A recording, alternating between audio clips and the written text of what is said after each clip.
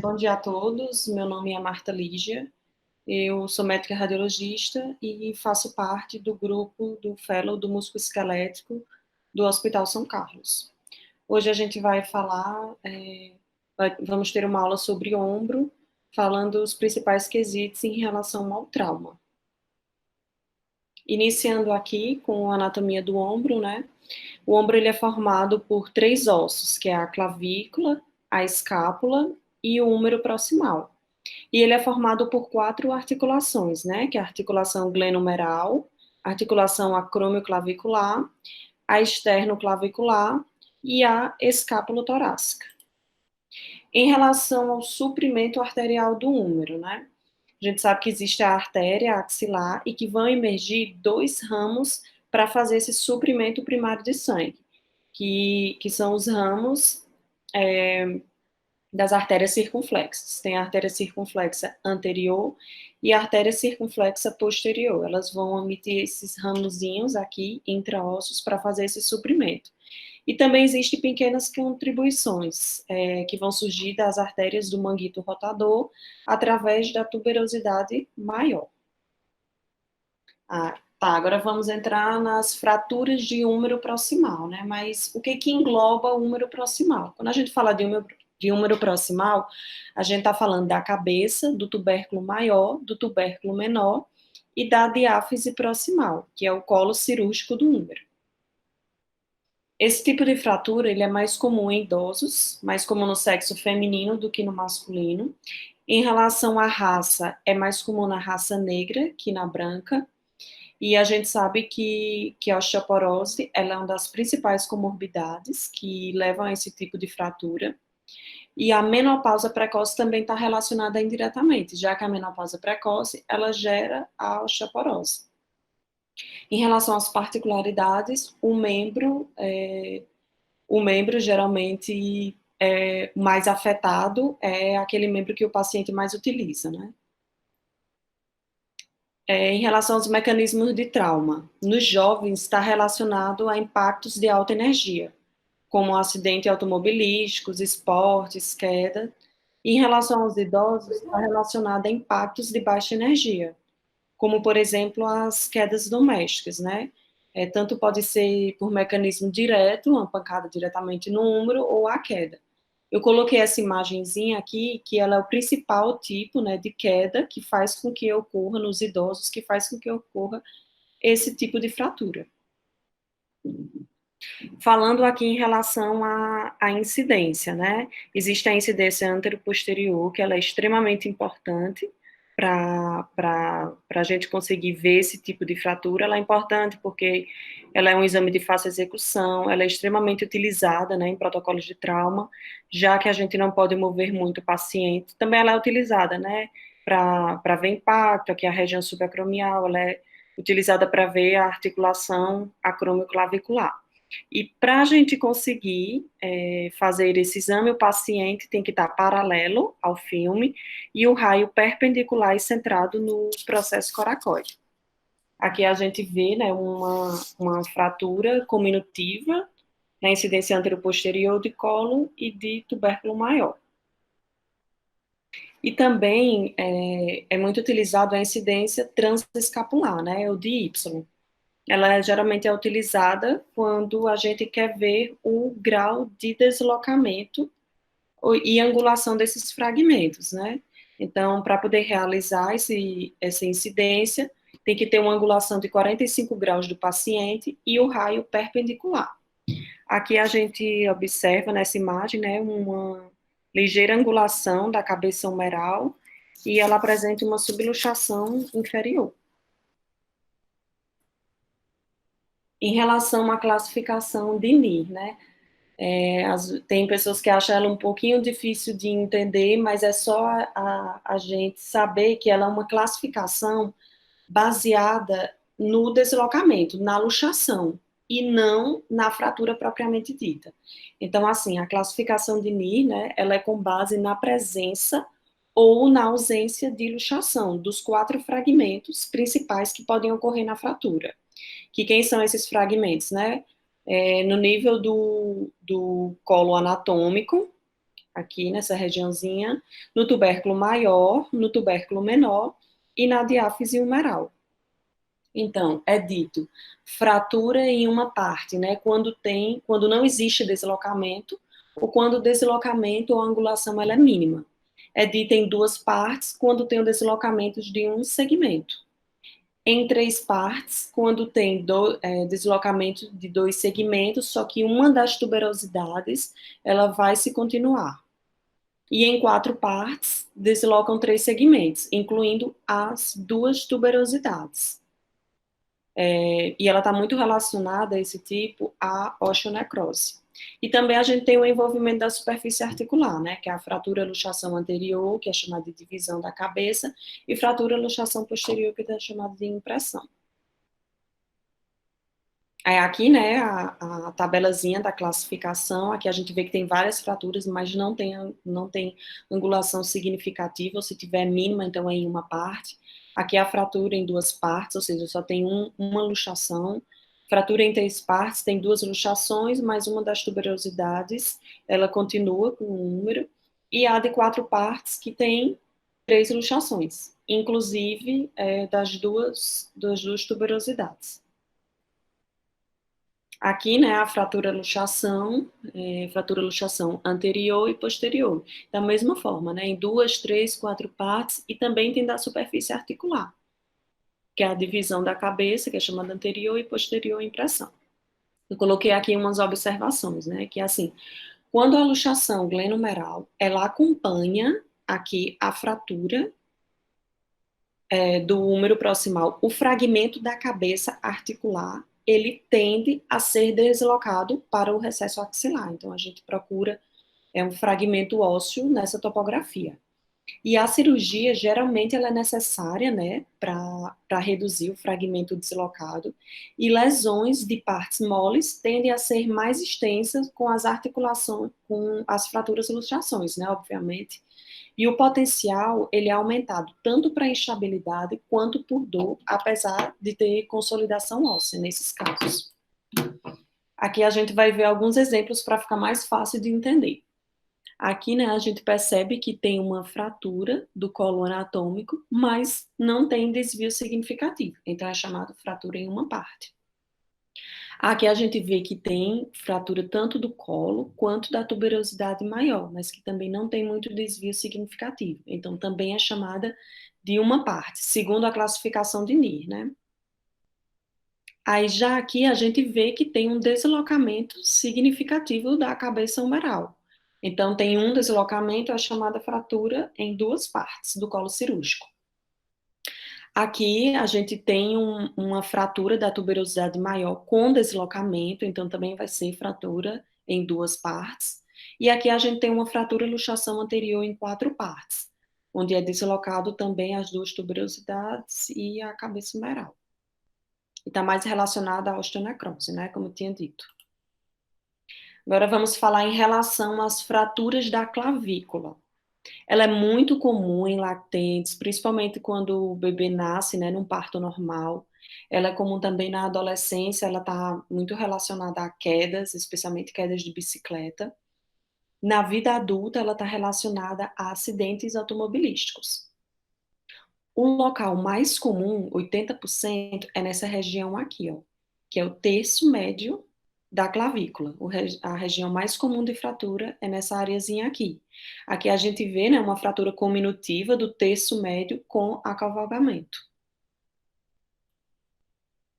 Em relação à classificação dos tipos de fraturas, né, a gente sabe que a clavícula, ela é dividida em terços, né, o terço proximal, o terço médio e o terço distal. E aí, NIR fez uma classificação baseada no terço distal, que é esse aqui. Então, o tipo 1, ele diz que tem uma fratura, mas não tem deslocamento dos ligamentos, não tem fratura dos ligamentos. Já a tipo 2, ela é uma fratura interligamentar, né? Aqui é o ligamento conoide, aqui é o ligamento trapezoide e aqui é o ligamento córaco-acromial. E aqui a gente vê que teve uma ruptura do ligamento conoide, né? Que é o tipo 2.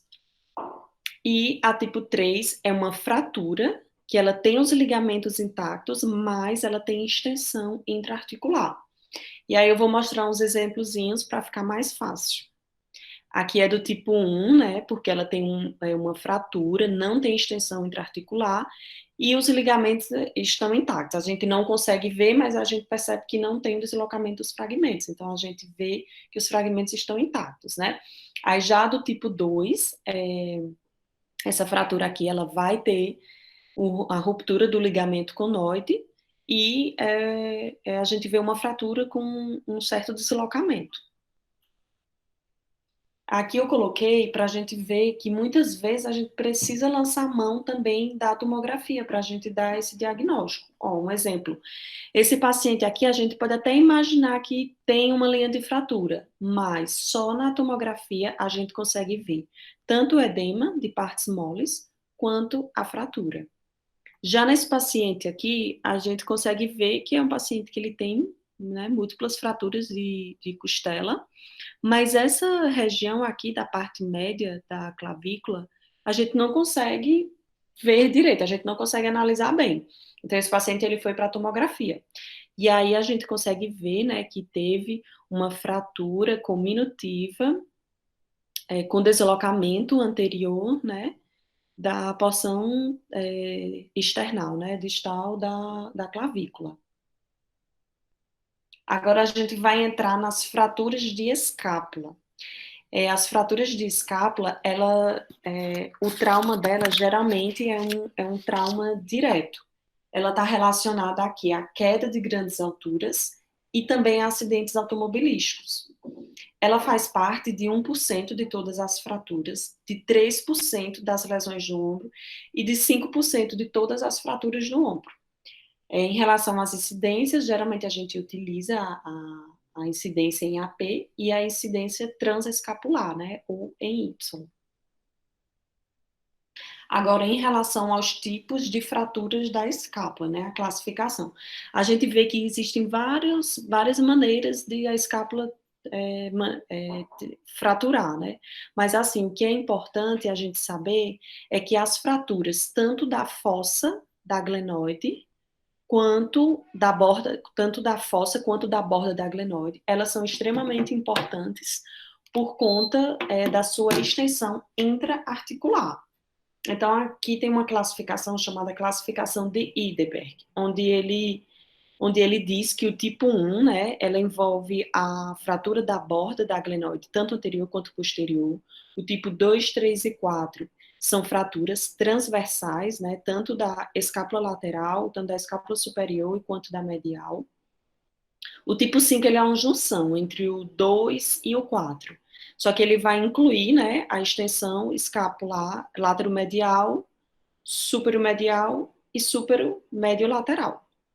E já do tipo 6, são fraturas extremamente cominutivas na superfície articular, né? Geralmente, esse tipo de fratura aqui é irreparável. E agora aqui um outro exemplo, né, a gente tem uma fratura intraarticular fragmentada da glenoide. A gente vê aqui, ó, observe as linhas de fratura, né, que vão se estender na fossa da glenoide, na borda escapular lateral, na escápula superior e na borda escapular medial, que está aqui nessa setinha amarela. Esse tipo de fratura vai estar classificado segundo a classificação de Ideberg, ele é o tipo 5C. E aqui a gente vê um raio-x, né, de um paciente, tanto em AP quanto em Y. Aqui, assim, obviamente a gente está vendo que tem uma fratura aqui cominutiva, né, da escápula, mas somente na incidência em Y, a gente consegue ver que teve esse deslocamento lateral. Então, a gente teve que lançar a mão da incidência em Y para poder dizer que teve esse deslocamento. Agora a gente vai falar um pouquinho da fratura de acrômio, só que para poder falar dela, a gente tem que saber diferenciar o os acromiale do centro de ossificação, para a gente não confundir com fratura, né? Então, assim, o que seria o os acromiale? Ele é uma falha da fusão da apófise anterior do acrômio, o os acromiale, né? Então, o acrômio ele vai se fusionar e por algum motivo existiu essa falha.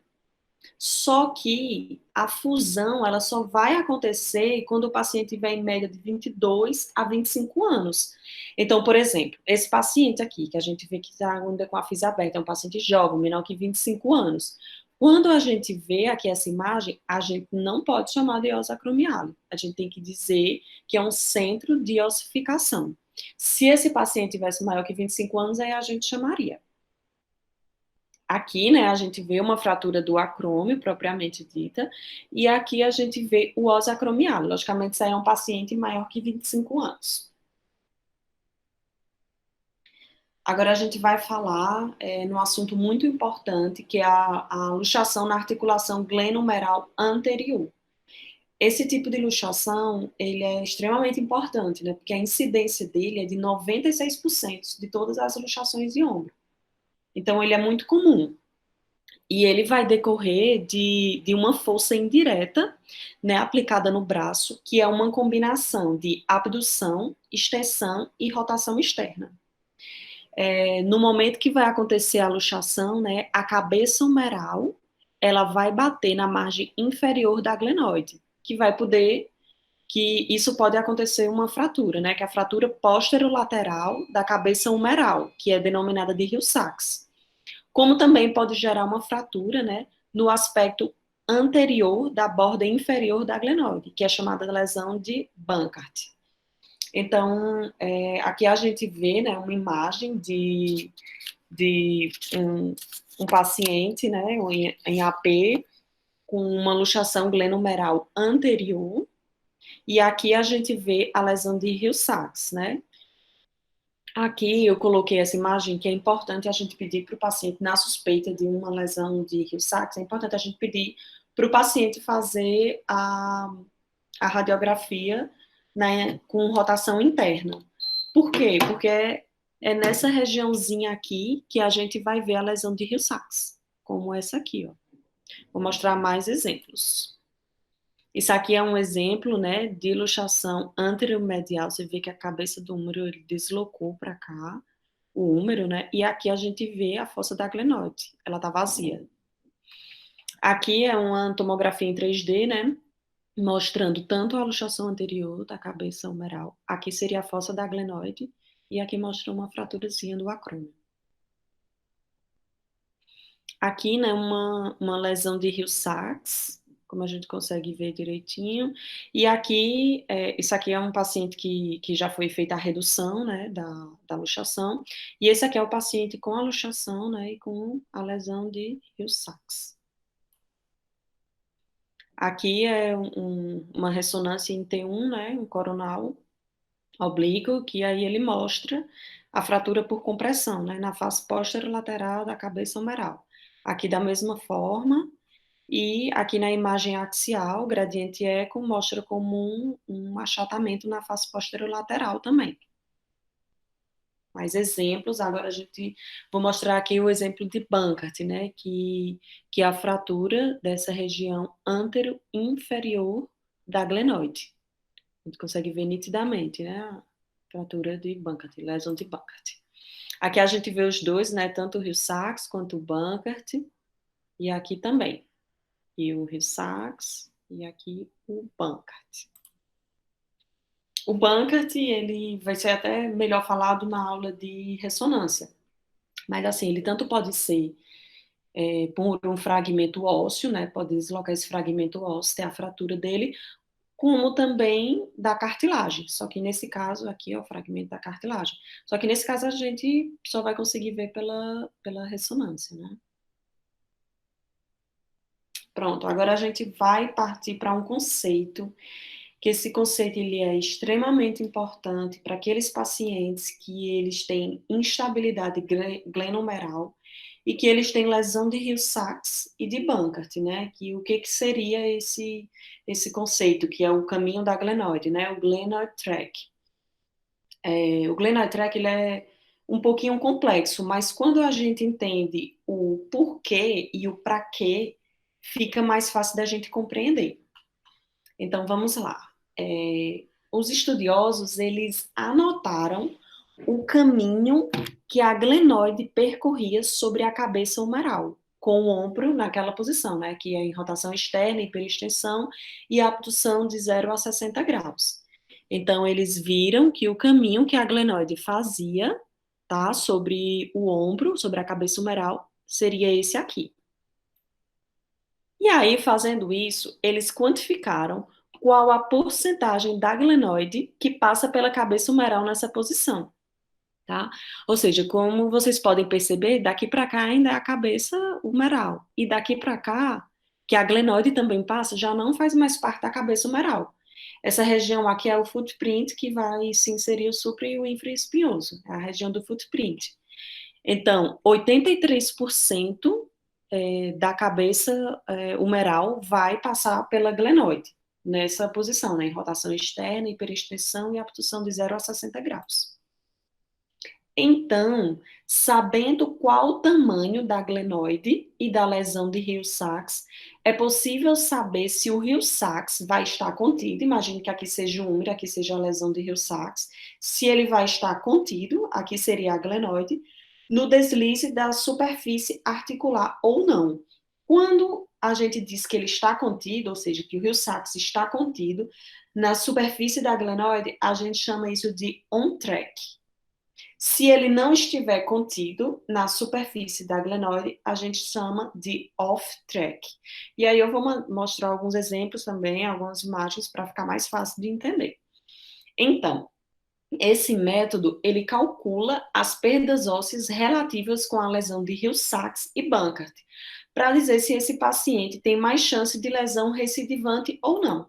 Tá, mas qual que é a importância disso, né? A importância disso é porque, a partir dessas medidas que a gente vai fazer e que a gente vai dizer se é um paciente on-track, off-track, o cirurgião, né, o ortopedista, ele vai saber qual que é o melhor tipo de cirurgia para aquele paciente. Por exemplo, um paciente que ele é on-track, ele pode se beneficiar somente de uma cirurgia mais simples, né, que é a aplicatura de Bankert. O cirurgião vai lá e faz a sutura daquela lesão de Bankert.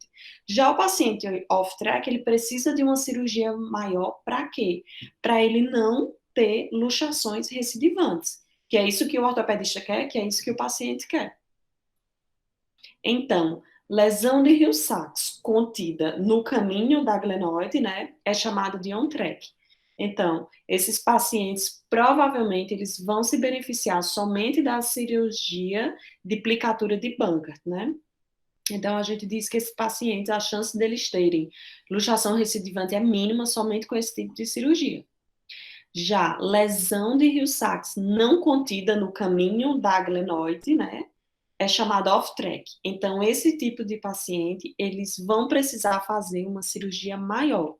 E aqui eu coloquei dois tipos de cirurgia, só para a gente entender, que é chamada, que são as principais, né, que é chamada de replinçagem, onde o ortopedista, ele vai, aqui é a lesão de Hill-Sachs, né, ele vai pegar uma parte do supra e do infra e ele vai preencher esse espaço aqui e vai fixar com parafuso. E também vai fazer o reparo da lesão de Bankert. Como também existe outro tipo de cirurgia, que é a cirurgia de Latarjet. Nesse tipo de cirurgia, aqui é a glenoide, né, do paciente, e como aqui está faltando, né, faltando o osso, ele vai fazer um preenchimento ósseo, fixando o acrômio, certo? Então, vamos lá. Os estudos mostram que esse método, ele pode prever quais pacientes terão fracasso cirúrgico quando não corrigidos adequadamente. E aí eu coloquei umas imagenzinhas aqui para ficar mais fácil de entender. Aqui é o cadáver, né? O cabeça humeral. Então, eles fizeram aqui no cadáver uma lesão de Hill-Sachs. Então, como a gente consegue ver, nesse caso aqui, a glenoide, né? A lesão de Hill-Sachs, ela está contida na glenoide. Isso num paciente com hiperextensão, abdução de 0 a 60 graus, né? Então, a lesão de Hill-Sachs, ela vai estar contida na glenoide, que é on-track. Já aqui, a gente vê nesse cadáver a lesão de Hill-Sachs, e a gente vê que a glenoide, ela é menor que a lesão de Hill-Sachs. Então, a gente chama isso de off-track, que é isso que a gente não quer, né, para o paciente. Então, né, mas chegando, né, nesses conceitos de on-track e off-track, como é que a gente vai fazer essa medida? De que forma a gente vai ajudar esse cirurgião, né? Então, assim, em relação à técnica, né, on-track e off-track, o tamanho da superfície, o que é que ela diz, né? Que o tamanho da superfície articular da glenoide, que se articula com a superfície articular do úmero, tem que ser maior do que o tamanho da lesão de Hill-Sachs, até a inserção tendínea no footprint. Aqui eu coloquei, né, 83%, porque como a gente viu, né, 17% da glenoide se articula direto do footprint em rotação externa, hiperextensão e abdução. Então, como é que a gente vai fazer esse cálculo, né? Primeiro, a gente vai pegar um exame, também pode ser feito por tomografia. Antigamente era mais feito por tomografia, hoje em dia a gente já se vê muito fazendo por ressonância. Então, a gente vai pegar um corte sagital do paciente e a gente vai fazer uma esfera, né? A gente vai traçar uma esfera com base na margem posterior e inferior da glenoide. Por que na margem posterior e inferior? Porque provavelmente aqui na teoria não vai ter lesão, né? É uma chance menor de ter lesão. E aí a gente vai traçar essa esfera e vamos fazer a medida, né? Então vai dar, aqui nesse caso, 27,2 milímetros. Só que aí, como a gente viu, a cabeça humeral que vai se articular, né, com a superfície articular da glenoide é somente 83%. Então, só é a gente calcular 27,2 vezes 0,83%, que deu esse valor aqui. Agora, o próximo passo é a gente retirar a extensão da lesão de Burkhardt, porque isso não pode contar no nosso exame, né? A gente vê que tem um espaçozinho aqui da lesão de Burkhardt. Então, a gente vai, para a gente poder dizer qual o diâmetro útil, né, atual da glenoide. Então, a gente pega aqui dessa margem anterior da esfera e traça até o finalzinho da lesão de Burkhardt, que deu 3,8 milímetros. E aí a gente faz essa diferença, né, 22, que é esse valor aqui, 22,57 menos 3,8, que deu 18,7 milímetros. Então, o diâmetro útil, né, atual desse paciente que tem essa lesão de Burkhardt e que tem essa lesão de Hill-Sachs, né, o diâmetro útil atual da glenoide dele é 18,7. Aí agora a gente vai traçar uma reta para ver qual que é o tamanho da lesão de Hill-Sachs, que deu 17,3. Então, quem é que é maior? A glenoide com 18,7 ou o Hill-Sachs com 17,3? A glenoide, né? Então, o que é que isso significa? Que é uma lesão on-track, ou seja, o tamanho do Hill-Sachs, ele é menor que o diâmetro útil atual da glenoide. Então, a glenoide ela vai deslizar perfeitamente nesse paciente, né? Sempre lembrando que é o paciente em rotação externa, hiperextensão e abdução, que é a posição que provavelmente ele teria uma luxação, né? Se ele não fazer nenhum reparo. Então, esse paciente provavelmente ele vai se beneficiar a, daquela cirurgia que eu falei de Bankart, né? E agora partindo para as luxações na articulação glenomeral posterior. Então, o que a gente precisa saber desse tipo de luxação é que, assim, é um diagnóstico difícil, porque muitas vezes ele é passado despercebido no raio-x, no exame de imagem. Então, o paciente que está com dor, que faz o exame, que deu normal, né, o exame, e aí que não foi vista essa luxação, e aí é um paciente que ele vai voltar para o ortopedista com dor, com limitação do movimento, e muitas vezes o ortopedista vai confundir esse diagnóstico pelos sintomas serem parecidos com capsulite adesiva. Ele está muito relacionado à contração involuntária do músculo, como, por exemplo, nos casos de choque elétrico e nos casos de crise epiléptica. Em relação aos mecanismos, né, de força direta ou indireta, é quando o paciente está em adução, flexão e rotação interna. Aí existe um tipo de incidência que, quando a gente suspeita de uma luxação posterior, é obrigatório fazer essa incidência, que é a incidência Grachi, ou também chamada, né, do APER verdadeiro. Como é que faz essa incidência, né? O paciente, ele está rodado, tá rodado de 30 a 45 graus, né? Com discreta abdução aqui do braço, ele tanto pode ser feito neutro, rotação interna, quanto rotação externa. Esse tipo de exame, ele é feito dessa forma, que é para a gente conseguir ver essa tangente aqui, que é para a gente conseguir ver a articulação, né, glenohumeral. Então, é para ele ter esse espaçozinho aqui na articulação. Quando a gente vê esse tipo de imagem com sobreposição, na incidência de Grage, que tem sobreposição da articulação da cabeça do húmero com a glenoide, então a gente pode sim dar o diagnóstico de luxação posterior. E a lesão reversa, né, de Hill-Sachs da cabeça humeral anterior, ou uma lesão reversa de Bankart da glenoide posterior, pode acompanhar esse tipo de luxação, né, porque vai bater, né, a região anteromedial da cabeça humeral contra a região póstero-inferior da glenoide. A gente pode lançar a mão também da incidência axilar. Incidência axilar ela é feita com o paciente em abdução a 90 graus, o raio horizontal, com 30 graus de inclinação medial. E aqui a gente vê, né, uma fratura compressiva no aspecto anteromedial da cabeça humeral. Em relação às luxações na articulação glenohumeral inferior, ela é extremamente rara, né? Ela só faz parte de 1%, e geralmente o mecanismo de força é uma aplicação de uma força axial direta ao braço em abdução, hiperabdução ou hiperabdução, resultando no impacto da cabeça humeral contra o acrômio.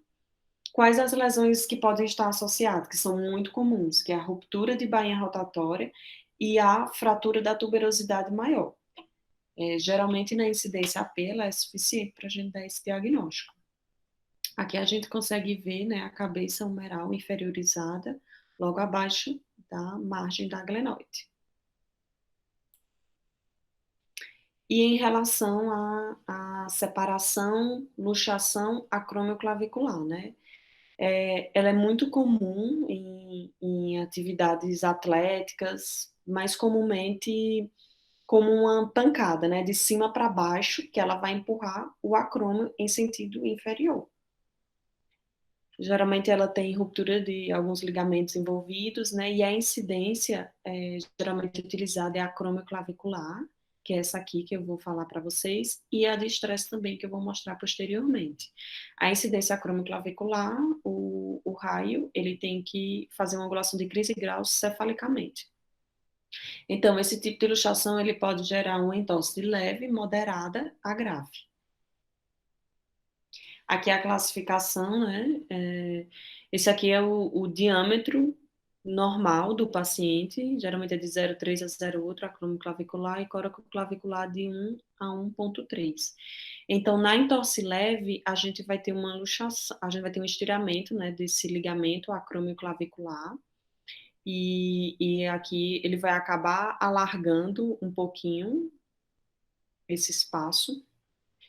E na entorse moderada, né, que é a tipo 2, a gente vai ter uma ruptura desse ligamento, e aí a distância ela vai passar de 1 a 1,5, como também vai aumentar essa distância aqui de 25 a 50% do normal. E a do tipo 3 vai ocorrer uma ruptura dos dois ligamentos, tanto do acromioclavicular quanto do coracoclavicular. Vamos ver os exemplos.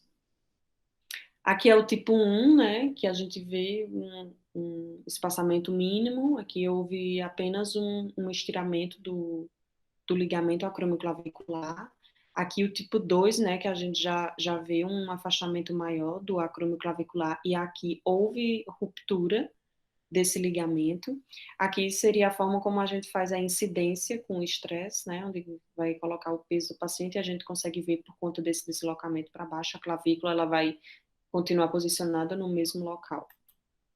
E aqui é a tipo 3, né, onde vai ocorrer a ruptura do ligamento, tanto acromioclavicular quanto o coraco, ou quanto o coraco clavicular. A gente vê um alargamento, obviamente, maior dos espaços. E em relação à luxação externo-clavicular, né? O mecanismo é uma queda sobre o ombro, aí ela é dividida tanto em anterior quanto posterior. É dita anterior na extremidade external da clavícula, quando ela é deslocada em frente ao manúbrio. E aqui a gente consegue ver, né? Aqui é uma luxação anterior da clavícula, e vocês vê aqui a linha dessa clavícula, e quando chega aqui, ela está deslocada, né? Em frente ao manúbrio. E já aqui, essa posterior, que é também chamada de retroesternal, ela pode acarretar maiores problemas, porque ela pode comprimir alguns órgãos vitais, só que, felizmente, ela é extremamente rara. Agora vamos falar um pouquinho da osteólise pós-traumática, né, da clavícula distal.